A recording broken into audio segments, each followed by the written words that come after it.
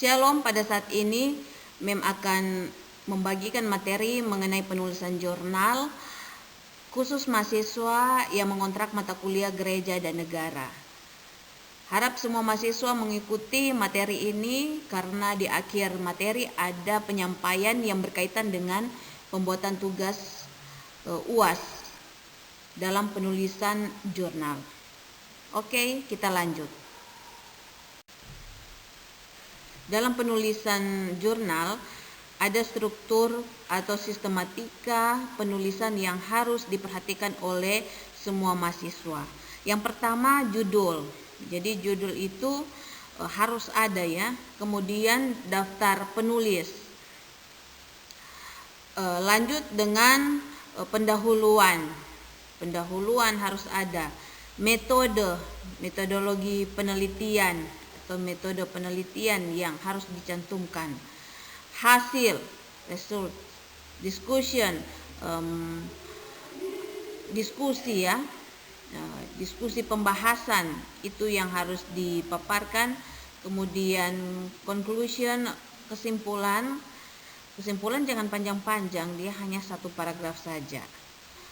Lanjut dengan ucapan terima kasih, dan terakhir daftar pustaka referensi. Semuanya akan dijabarkan di slide berikutnya. Kita harus memperhatikan juga di sini bahwa dalam penulisan jurnal itu jangan terlalu pendek dan jangan terlalu panjang. 9 sampai 12 halaman ya cukup. Singkat, jelas, padat. Kemudian judul jurnal ditulis dengan huruf Times New Roman ukuran 14 bold, jadi ditebalkan. Kemudian pendahuluan sampai dengan daftar pustaka sama huruf Times New Roman ukuran 12, rata kanan rata kiri, dan 1,5 spasi. Jangan adik-adik tulis 2 atau 3 spasi, jangan ya. Jadi dia harus 1,5 spasi. Ukuran kertas A4 dan jumlah kata 4.000 sampai 5.000 kata. Dalam penulisan jurnal 4.000 sampai 5.000 kata. Harus menjadi catatan bagi adik-adik mahasiswa bahwa judul penelitian dibuat singkat. Hindari singkatan, maksimal 14 kata. Spesifik ya. Problem, metode atau lokasi ya ditulis. Misalnya contoh rekonsiliasi pemuda dengan alam, dan banyak juga judul-judul jurnal lainnya. Singkat, jelas, padat. Nama penulisan jurnal ini adalah perorangan, jadi nama mahasiswa yang berkontribusi dalam penelitian ini. Kemudian berkontribusi kalau ada 2 atau 3 ditulis, tapi untuk khusus tugas UAS ini hanya nama mahasiswa saja yang digunakan. Di bawah nama mahasiswa itu dijelaskan afiliasi dari mana. Jadi mahasiswa Fakultas Teologi IAKN Manado.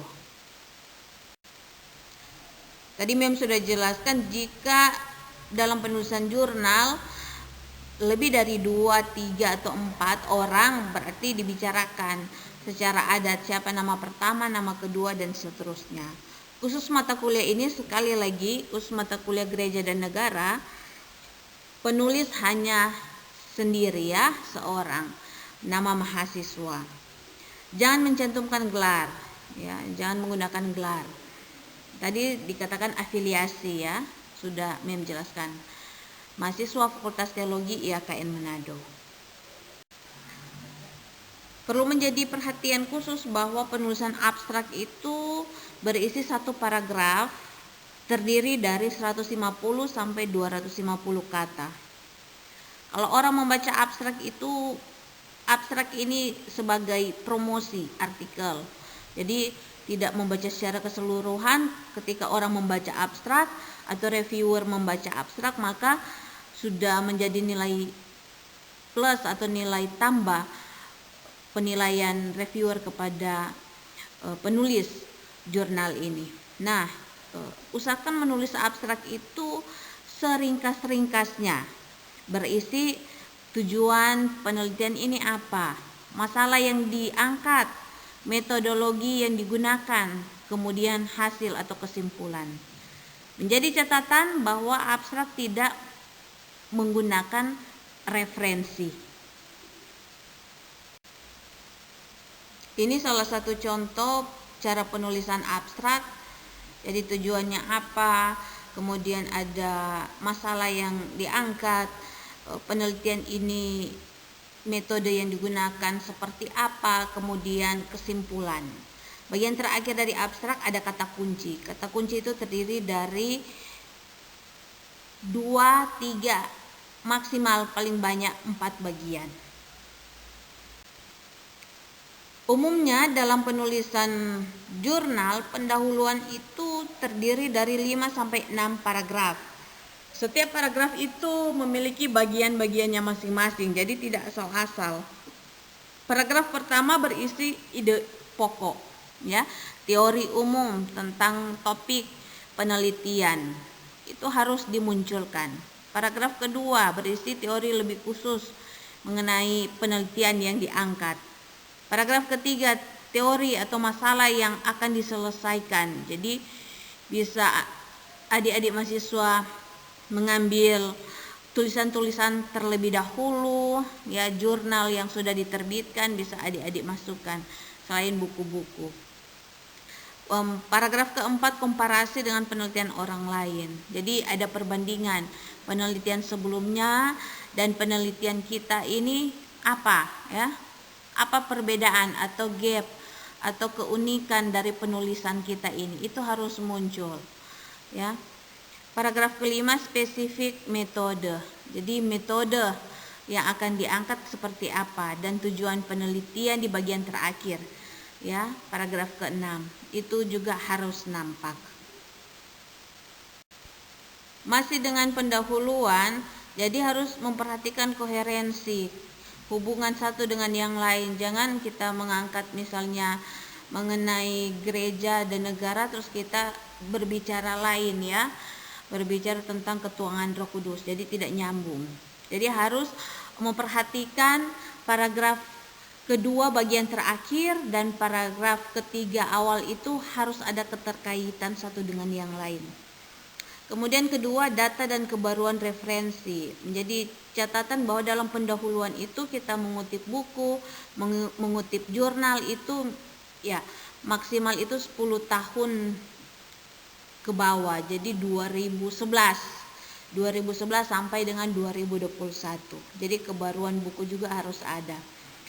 Bahasa harus baku, SPOK. Jadi jangan bahasanya kacau, ya. Jadi harus subjek apa, predikat apa, objek dan keterangan. Tidak dimulai dari kata depan, misalnya yang, kemudian ketika kita titik kita sambung dengan kalimat yang tertulis kemana. Nah, semacam itu. Jangan dimulai dengan kata-kata depan yang sangat menjebak. Bahasanya harus faktual, bahasa sekarang, ya, isu yang diangkat. Kemudian cara menulis catatan kaki seperti ini, ya, dalam kurung Hedemans, 2021.2 halaman 95 sampai 100. Ini contoh cara mengutip buku, ya, baik adik-adik kutip buku maupun adik-adik kutip jurnal, ya. Dalam penulisan jurnal, metode penelitian yang harus diperhatikan yakni di mana penelitian dilakukan dan kapan dilakukan. Jadi hari berapa sampai hari keberapa. Alat atau bahan yang digunakan itu harus jelas. Misalnya dokumentasi, ya, atau studi pustaka, buku-buku. Nah, itu harus ditulis. Justifikasi metode yang digunakan dan ambil data. Nah, itu juga harus digunakan dan harus ada, ya. Itu misalnya kita gunakan wawancara, Ya, kita ambil data melalui observasi. Ya, itu dideskripsikan. Metodologi, ya, metode apa yang kita gunakan? Menggunakan pendekatan deskriptif kah?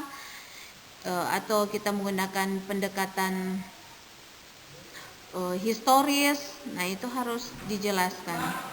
Kemudian jangan lupa penelitian apa yang kita angkat, penelitian kuantitatif atau penelitian kualitatif atau R&D, ya. Nah, itu juga harus dijelaskan. Jadi metode penelitian ini terdiri dari 1 sampai 2 paragraf saja. Jangan lupa dalam hasil ini harus jelas deskripsi umum. Kalau kita menggunakan narasi, ya itu harus dinarasikan berupa wawancara singkat. Kemudian memaparkan hasil eksperimen, salah satunya seperti itu. Kemudian hasil dari penelitian atau temuan, nah itu juga harus dideskripsikan dalam bentuk paragraf, ya, paragraf. Di situ selain adik-adik mahasiswa mendeskripsikan dalam paragraf, juga bisa sedikit menambahkan pembicaraan atau percakapan yang dilakukan oleh peneliti dan yang diteliti dalam paragraf selanjutnya. Kalau ada berapa informan, berarti itu yang harus adik-adik paparkan, ya. Informan pertama sampai dengan informan keempat aja. Sampai 4 aja, ya. Karena menggunakan penelitian bertujuan atau penelitian purposif. Dalam pembahasan perlu diperhatikan bagaimana hasil yang didapat di lapangan, wawancara, observasi. Nah, itu yang digunakan kemudian digabungkan dengan beberapa teori yang mendukung pernyataan dari informan tersebut. Dan perlu dibatasi penelitian ini harus menjawab tujuan penelitian, rumusan masalah yang dipaparkan dalam pendahuluan. Jangan terlalu melebar ataupun terlalu tidak fokus dengan pembahasan yang telah disampaikan oleh peneliti di awal rumusan masalah di atas, ya. Jadi harus dibatasi sesuai dengan tujuan yang akan dicapai. Nah, hasil dari penelitian ini bisa berupa grafik, tabel, ya, bisa juga gambar. Namun gambar itu ya 2 aja sudah cukup atau 1. Jangan semua setiap halaman dalam hasil dan pembahasan tersebut setiap halaman itu ada gambar. Jangan, ya, nanti ini jurnal atau buku gambar. Nah, kita harus membatasi gambar mana yang penting yang akan dimasukkan dalam jurnal. Bisa juga dibantu dengan tabel, ya. Kalau adik-adik mengambil pendekatan kuantitatif, ya, berarti tabel juga sangat penting untuk menentukan hasil dan pembahasan berupa rumus yang akan adik-adik mahasiswa pakai. Perlu menjadi perhatian dalam pembahasan, ya. Jadi bukan hanya menaruh gambar atau grafik saja, tetapi di bawahnya juga ada penjelasan singkat dari apa yang telah ditaruh, ya, tabel atau gambar di atas. Jadi temuan itu sangat penting karena temuan hasil ini akan melihat bagaimana jurnal ini akan menjawab sekali lagi perumusan masalah yang ada di atas dan sesuai dengan teori yang diangkat. Kemudian hasil lapangannya seperti apa, itu harus nampak, ya. Jadi peneliti ini juga harus menekankan kekuatan dari penelitian ini apa, keunikannya apa, ya, harus terjawab. Jadi keunikan yang ada di pendahuluan harus juga terjawab dalam pembahasan, ya. Masalah yang diangkat seperti misalnya, ya, burung manguni. Nah, kasih contoh burung manguni. Kan burung manguni sudah banyak yang diteliti dari berbagai kajian. Tapi dari pendekatan misalnya profan dan sakral itu, ya, sakral dan profan itu dari pendekatan Emil Durkheim. Nah, itu yang belum diteliti. Nah, teori yang diangkat mengenai Emil Durkheim itu yang adik-adik pakai contoh ya. Kemudian di pembahasan harus jelas apa yang menjawab ya, menjawab dari penelitian lapangan dan teori. Jadi kekuatannya seperti apa? Apakah makna burung manguni ini masih relevan sampai sekarang atau sudah tidak lagi? Nah, pembahasan harus mendukung argumen dari penelitian lainnya. Jadi bisa juga ditambahkan dengan berbagai jurnal penelitian yang sudah diterbitkan. Jadi mau cek di mana itu jurnal, adik-adik search saja di Google Scholar atau Google Cendekiawan. Nah, di situ banyak sekali mengenai topik yang akan adik-adik angkat. Ya, misalnya tentang teologi tanah berkaitan dengan lingkungan hidup. Nah, di situ juga banyak. Jadi bisa search, tapi yang bedanya di mana? Nah, itu harus nampak. Bedanya ya, misalnya kajian rekonsiliasi dengan alam. Nah, itu yang belum nampak. Nah, itu yang menjadi kekuatan adik-adik, berbeda dengan penelitian sebelumnya.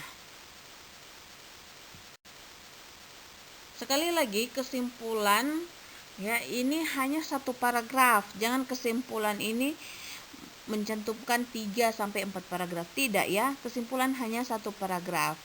Jadi merangkum kontribusi jurnal ini seperti apa, menjawab tujuan permasalahan, kalau bisa masukkan saran bisa ya.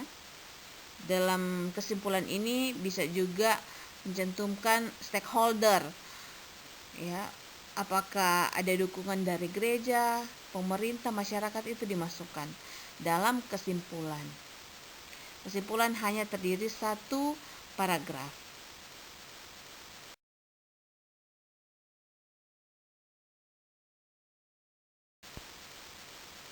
Perlu memperhatikan bahwa dalam jurnal ini dicantumkan ucapan terima kasih karena ada sponsor ya, dukungan, atau ini jurnal berkaitan dengan penelitian UAS ya, ujian akhir semester, maka bisa dicantumkan nama dosen ataupun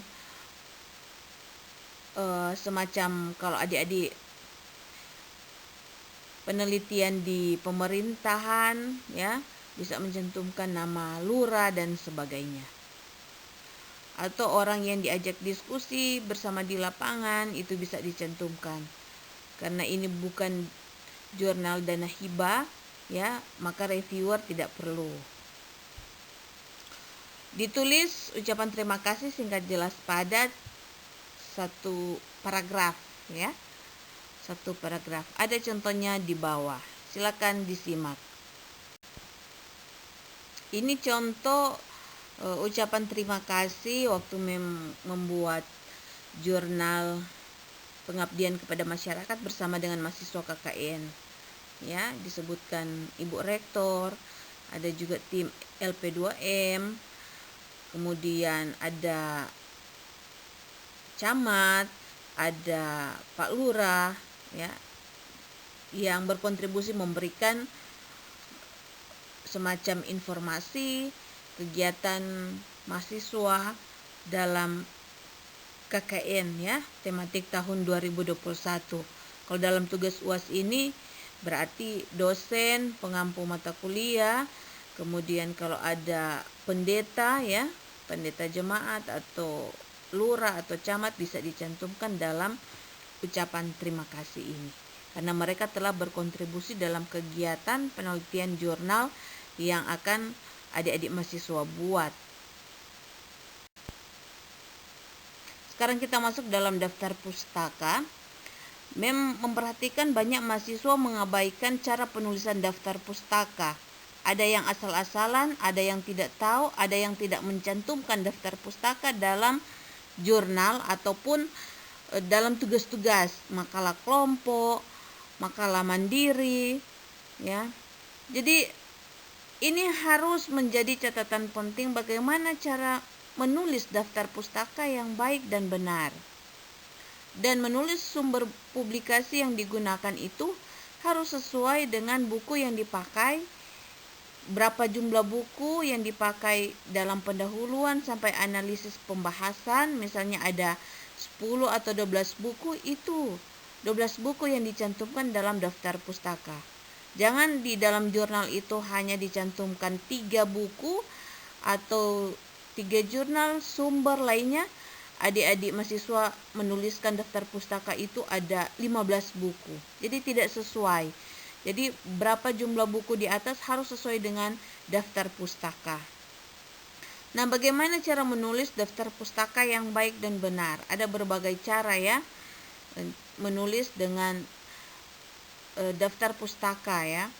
Kita lihat gunakan cara penulisan referensi jurnal atau artikel. Artikel harus yang bisa dipercayai. Jangan hoax kita gunakan dalam penulisan jurnal. Lihat sumbernya apa, misalnya Kompas dan sebagainya. Nah, itu yang kita pakai. Atau dari situs Kementerian Agama. Nah, itu bisa menjadi sumber referensi proceeding buku. Nah, bisa masuk. Ya, cara penulisan daftar pustaka ada di bawah ini. Adik-adik bisa ikut bagaimana cara menulis daftar pustaka. Ya. Oke. Nah, bagaimana sih cara menulis daftar pustaka? Ya, kita lihat ya cara menulis daftar pustaka. Jadi marga dulu, baru nama kecil. Itu orang pertama. Orang kedua itu nama kecil, baru marga. Apalagi orang ketiga, nama kecil dan marga. Kita lihat Audrey. Nah, Christian Lilo. Nah, itu Audrey itu marganya, kemudian Christian Lilo itu nama kecilnya. Mutia Ramani Putri, nah itu orang kedua. Sainin Muhammad Jauhar Hilmi dan Vivit Firmadani. Nah, itu orang keempat. Kita lihat habis nama, tahun, ya tahun. Kemudian ini adalah jurnal pengabdian kepada masyarakat. Berarti edukasi pencegahan COVID-19 melalui media massa itu judul jurnal, ya judul jurnal. Ya, jadi kalau judul jurnal berarti ada tanda koma di atas pembukaan dan di akhir ada tanda koma, titik koma ya. Abdi Praja itu nama jurnal tersebut ya. Kalau di IAKM Manado itu ada Tumoto ya, jurnal IAKM Manado. Ini Abdi Praja titik 2 jurnal pengabdian kepada masyarakat titik volume berapa dia? 1 dalam kurung 1 itu edisi pertama titik 2 130 sampai 139 itu menunjukkan halaman berapa yang ditulis oleh Audrey dan kawan-kawan ini. Kita lihat bagaimana cara menulis. Berikutnya buku ya. Buku ada Baharudin dan Fatima Andi Rumpa. Nah, itu buku ya. Buku tahun 2020 diterbitkan. Judul bukunya ini. Kemudian penerbitnya siapa ya. Harus lihat tempat terbitnya di mana, Yogyakarta. Kemudian penerbitnya Andi. Begitu juga Criswell John ya. Kita lihat ya, itu buku. Kalau Hedemans dan Aprilia itu buku juga ya, Bunga Rampai. Itu book capture ya. Bunga Rampai. Nah, ada berikan tanda koma itu Perempuan Minahasa dan Toga dan seterusnya. Ya, BPK Gunung Mulia. Jadi punya buku sudah ada ya, Bunga Rampai tulisan di BPK Gunung Mulia. Lanjut lagi paling terakhir ya, itu jurnal ya, jurnal Weol Walter, yaitu kan Ner Walter Weol ya. Kemudian diputar marga dulu, baru nama, kemudian Nir Alon dan Mem Nancy. Nah itu ya cara penulisan daftar pustaka baik buku maupun jurnal yang adik-adik kutip dalam jurnal yang akan adik-adik buat nanti. Mata kuliah Gereja dan Negara, tugas UASnya silakan mahasiswa memilih salah satu topik di bawah ini. Pertama, perjumpaan gereja dan budaya setempat. Ya, kedua, gereja dan negara menurut Calvin. Ketiga, gereja dan pembangunan dalam konteks negara Pancasila. Silakan adik-adik mahasiswa memilih salah satu topik ya di bawah ini. Kemudian judul jurnalnya menyesuaikan di mana tempat adik-adik penelitian. Apakah di gereja, ya, apakah di masyarakat? Nah, silakan adik-adik ambil. Atau studi pustaka juga bisa ya, buku-buku. Tapi kalau studi pustaka minimal 15 buku ya, jangan 5 buku. Kalau studi pustaka sekali lagi minimal 15 buku, jurnal dan sumber lainnya. Terima kasih ya, dan semangat membuat UAS. UAS ini akan dikumpul minggu depan di GCR. Dan jangan lupa semua mahasiswa mata kuliah Gereja dan Negara menuliskan daftar kehadiran di link YouTube ini. Oke, sampai jumpa Kustos. Jangan lupa juga Kustos permintaan kelas 1 dan 2 hubungi Mem untuk mengambil daftar kehadiran bagi mahasiswa ya mata kuliah ini. Oke, sampai jumpa. Tuhan Yesus memberkati, torang semua, shalom.